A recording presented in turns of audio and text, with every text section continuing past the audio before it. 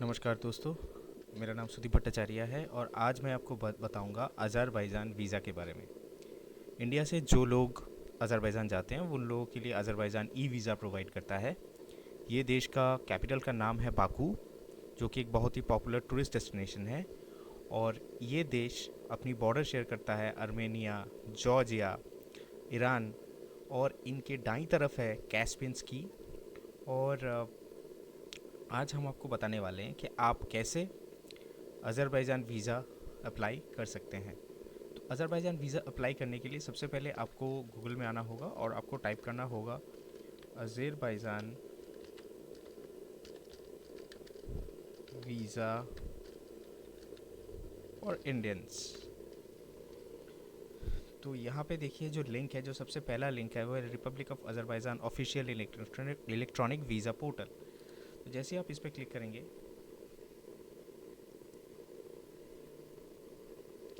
आपके पास ये ऑप्शन जो वेबसाइट है ये ओपन हो जाएगा। और ये वेबसाइट जो है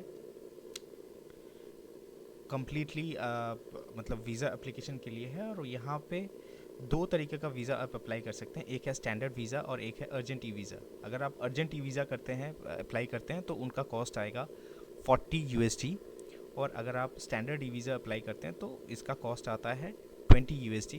जैसे इसके इसके अलावा भी आपको 5 और 6 USD और पे करना पड़ता है। तो आप बता सकते हैं कि 26 USD में ये वीज़ा अप्लाई हो सकता है। अर्जेंट ई वीज़ा अगर आप अप्लाई करते हैं तो ये वीज़ा आपको 3 घंटे में मिल सकता है। और अगर आप स्टैंडर्ड ई वीज़ा अप्लाई करते हैं तो आपको ये 3 दिन में मिल सकता है। तो सबसे पहले मैं आपको दिखाता हूँ कि कैसे हम वीज़ा को अप्लाई कर सकते हैं। तो यहाँ पे जैसे एप्लीकेशन है तो हम एप्लीकेशन पे क्लिक करेंगे। तो यहाँ पे जैसे आप देख सकते हैं, यहाँ पे सबसे पहले आपको नेशनैलिटी, आपका जो नेशनैलिटी है वो आपको चूज़ करना है। तो आप जिस भी देश का नेशनल है वो आप चूज़ कर लीजिए। फिर ट्रैवल डॉक्यूमेंट आप जो है ऑर्डिनरी पासपोर्ट यहाँ पे चूज़ कर सकते हैं। फिर आपको सिंगल एंट्री वीज़ा आपको दिया जाएगा। फिर यहाँ पे एक कैप्चा है जिसको आपको यहाँ पे लिख देना है।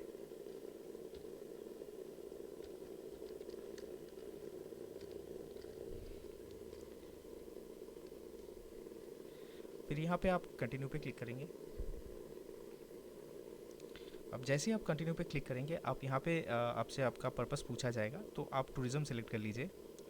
और यहाँ पे दो ऑप्शन दिया जाएगा, एक है स्टैंडर्ड का, एक है अर्जेंट का। जैसे मैंने आपको बताया था कि आप देख सकते हैं कि 20 USD जो है इसका स्टैंडर्ड वीज़ा का फ़ी है। और इसके साथ 9 USD जो है अभी आपको सर्विस फ़ी के हिसाब से देना पड़ेगा।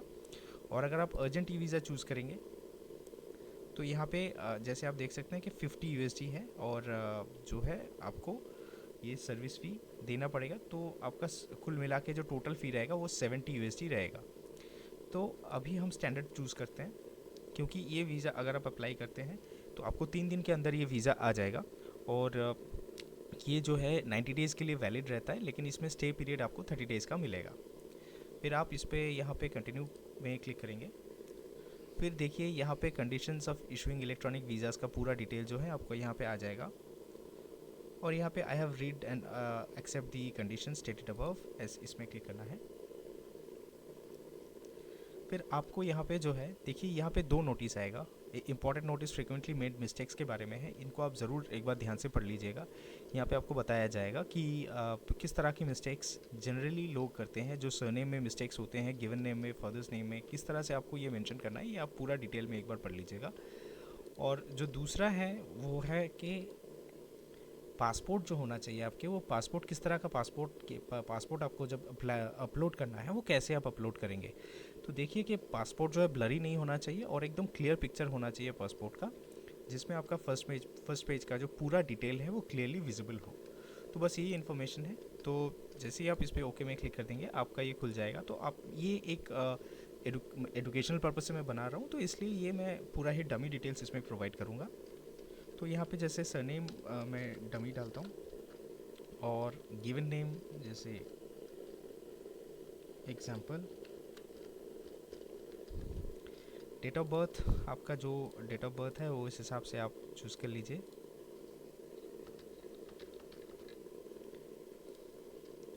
फिर कंट्री ऑफ बर्थ जो है वो आप चूज़ करेंगे यहाँ पे।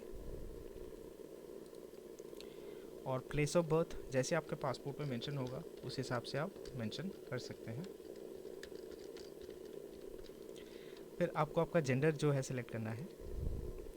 फिर ऑक्यूपेशन, जैसा आपका ऑक्यूपेशन होगा यहाँ पे, जैसे आप इनमें से कोई भी जो आपका प्राइवेट सेक्टर में अगर आप काम करते हैं तो प्राइवेट सेक्टर आप वहाँ पे दे दें। और आपका जो फ़ोन नंबर है, माने कि जो भी आपका फ़ोन नंबर है आप वो यहाँ पे अपलोड करेंगे। ये सारे डमी डेटा मैं यहाँ पे डाल रहा हूँ। अगर आपका ये नंबर सिमिलर है तो आप ये नंबर जो है फ़ोन नंबर और मोबाइल नंबर सेम आप दे सकते हैं, प्रोवाइड कर सकते हैं। पासपोर्ट पे आपका जो भी एड्रेस है वो आप यहाँ पे डाल दीजिए, लेकिन ये याद रखिएगा कि एग्जैक्ट पासपोर्ट में जो आपका एड्रेस है वही आपको देना पड़ेगा। आप पासपोर्ट से आपका एड्रेस डिफर नहीं करना चाहिए। ईमेल एड्रेस जहाँ पे आप अपना वीज़ा रिसीव करना चाहते हैं वो ईमेल एड्रेस आप प्रोवाइड करें। जैसे मैं example@gmail.com यहाँ पे डाल दे रहा हूँ।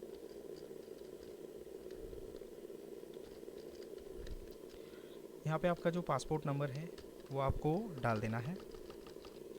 पासपोर्ट का जो इशू डेट है, जो भी आपका इशू डेट है, जैसे यहाँ से भी आप सिलेक्ट कर सकते हैं इनको।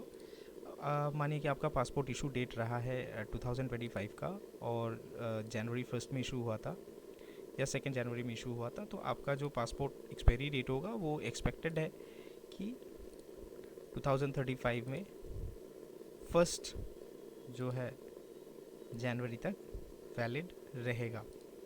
उसके बाद जो आपका जो एड्रेस है जहाँ पे आप अज़रबैजान में जहाँ पे आप रहेंगे उस एड्रेस को आपको पूरा देना है। और फिर यहाँ पे ब्राउज़ पे क्लिक करके आपका जो पासपोर्ट का कॉपी है वो यहाँ पे अप्लाई करना है। इसको करते ही आपको कंप्लीट एप्लीकेशन में क्लिक करना है। जैसे ही आप कंप्लीट एप्लीकेशन में क्लिक करेंगे आपके पास जो है आपने जो भी डेटा भरा है उसका डिटेल आपके पास आ जाएगा। और फिर आपको जो है ये आपका पहला सेक्शन कंप्लीट रहेगा। फिर आपके पास एक मेल आएगा। वो मेल पे आपको वेरीफाई करना होगा, अप्रूव करना होगा कि आप इसी ईमेल एड्रेस के थ्रू कर रहे हैं। और आपको ये पूरा प्रोसेस 8 घंटे के अंदर कंप्लीट करना है। जैसे ही आप अप्रूव करेंगे फिर उसके बाद आपका जो है पेमेंट पेज खुल जाएगा और आपको जो प्रोसेस है, जो वीज़ा फ़ीस है जैसे कि 29 USD जैसे आप देख सकते हैं, उसको आपको पे कर देना है। तो इस तरह से जो है वह अप्लाई कर सकते हैं। जैसे ही आप अप्लाई कर देते हैं उसके बाद आपको जो है, आप जब 3 दिन हो जाएगा आपके पास मेल आ जाएगा, आप वहाँ से भी वीज़ा डाउनलोड कर सकते हैं। और अगर उसके पहले आप चेक करना चाहते हैं तो आप यहाँ पे लिख सकते हैं कि चेक द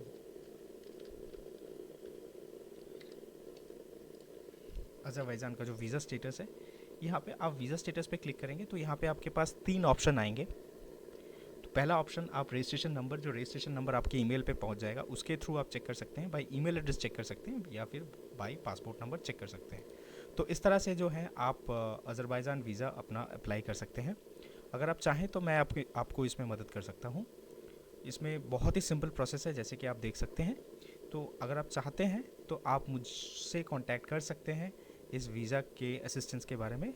हमारा कांटेक्ट नंबर है 8100466036। Thank you.